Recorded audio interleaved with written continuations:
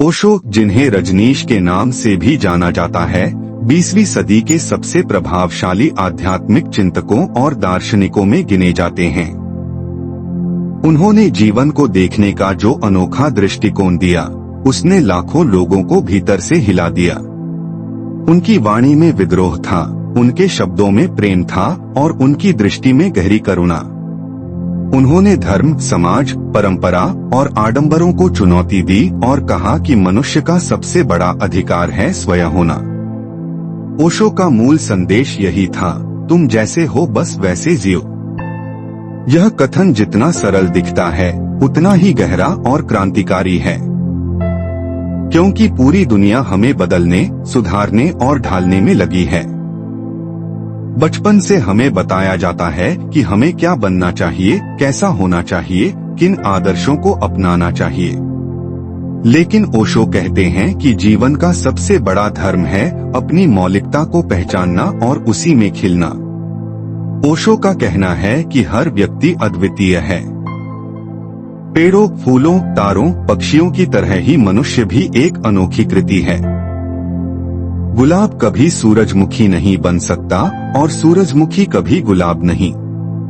प्रकृति ने हर अस्तित्व को अपनी सुंदरता दी है, लेकिन मनुष्य ने स्वयं को समाज के सांचे में ढालने की आदत बना ली है।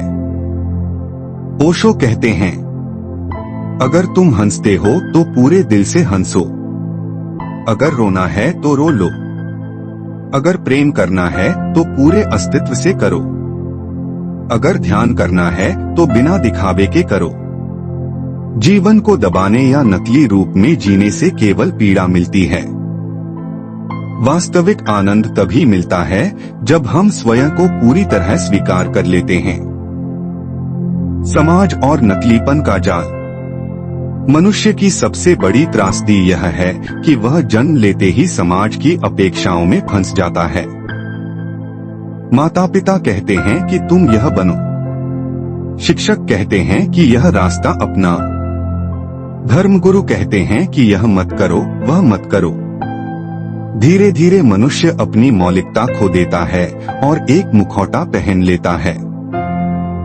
ओशो कहते हैं कि यही नकलीपन हमारे दुख का कारण है। हम मुस्कुराते हैं जबकि भीतर आंसू होते हैं।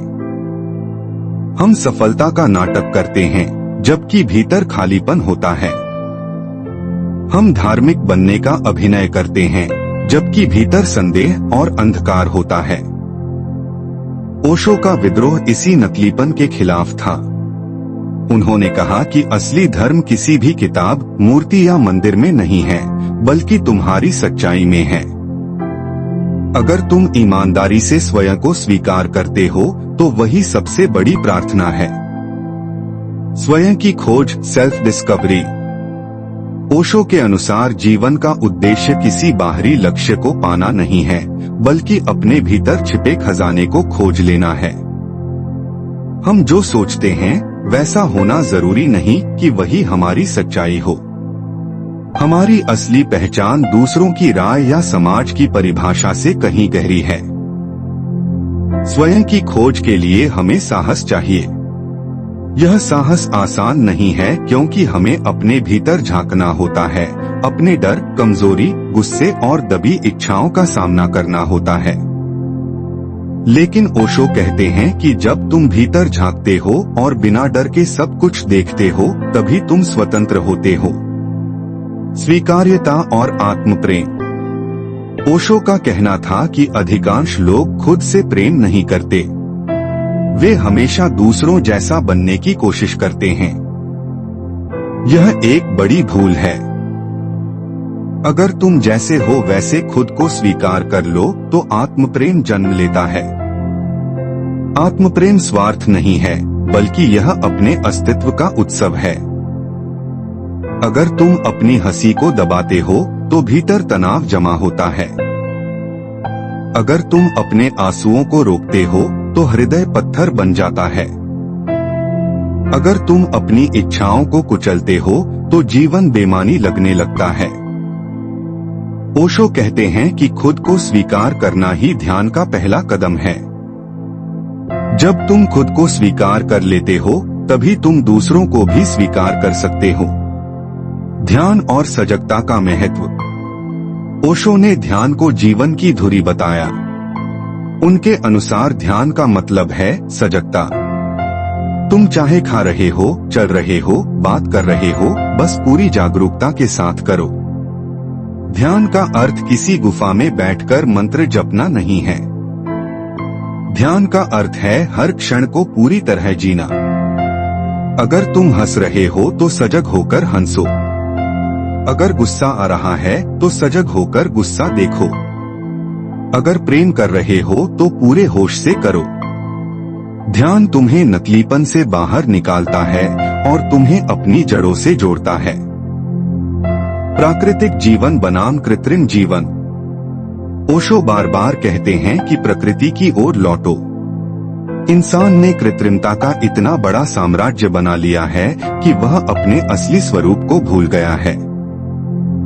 हम मशीनों के बीच जी रहे हैं और खुद भी मशीन जैसे हो गए हैं। हमारी भावनाएं भी प्रोग्राम की तरह चलती हैं। हमारा प्रेम भी शर्तों पर टिका है, लेकिन प्रकृति बिना शर्त है। फूल खिलते हैं चाहे कोई देखे या न देखे। पक्षी गाते हैं चाहे कोई सुने या न सुने। हवा बहती है, बारिश होती है, सब कुछ अपने स्वभाव से। ओशो का संदेश है कि जीवन को भी उसी सहजता से जीना सीखो। फूल और खुशबू। जैसे फूल अपनी खुशबू किसी को देने की कोशिश नहीं करता, बस वह स्वाभाविक रूप से महकता है। उसी तरह मनुष्य को भी अपने स्वभाव में जीना चाहिए। बांसुरी और संगीत। बांसुरी खाली होती है तभी उसमें से संगीत निकलता है।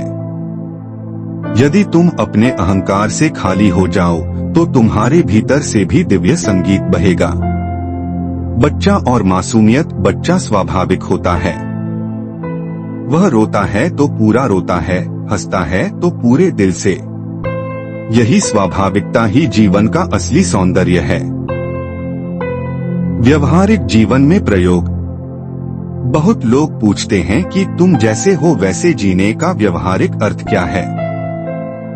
ओशो कहते हैं, अगर तुम्हें संगीत पसंद है तो गाओ, चाहे तुम्हारी आवाज दुनिया को अच्छी लगे या नहीं। अगर तुम्हें नृत्य पसंद है तो नाचो, चाहे कोई देखे या न देखे। अगर तुम्हें ध्यान अच्छा लगता है तो ध्यान करो, चाहे लोग पागल कहें। अगर तुम्हें अकेलापन अच्छा लगता है तो उसका आनंद लो। जीवन का अर्थ किसी और की अपेक्षाओं को पूरा करना नहीं है। जीवन का अर्थ है अपने हृदय की धड़कनों को सुनना और उसी के अनुसार चलना। निष्कर्ष। जीवन का उत्सव। ओशो का संपूर्ण संदेश यही है कि जीवन बोझ नहीं बल्कि एक उत्सव है। जब तुम स्वयं को स्वीकार कर लेते हो, नकलीपन छोड़ देते हो और ध्यान में जीते हो, तब हर क्षण संगीत बन जाता है। तब तुम्हारा जीवन भी नृत्य बन जाता है। तुम जैसे हो बस वैसे जियो। यह वाक्य हमें याद दिलाता है कि हमें किसी और की तरह बनने की जरूरत नहीं है। गुलाब को सूरजमुखी बनने की आवश्यकता नहीं। तुम्हारा असली सौंदर्य तुम्हारी मौलिकता में है। ओशो का जीवन और उनके शब्द हमें यही सिखाते हैं कि अगर हम अपनी स्वाभाविकता में जी लें तो वही सबसे बड़ा ध्यान है, वही सबसे बड़ा धर्म है और वही सबसे बड़ा आनंद है।